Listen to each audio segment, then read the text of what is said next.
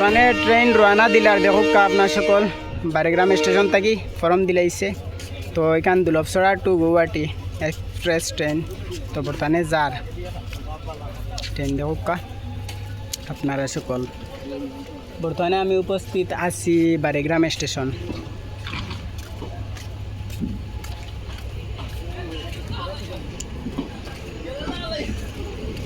খুব লম্বা ট্রেন।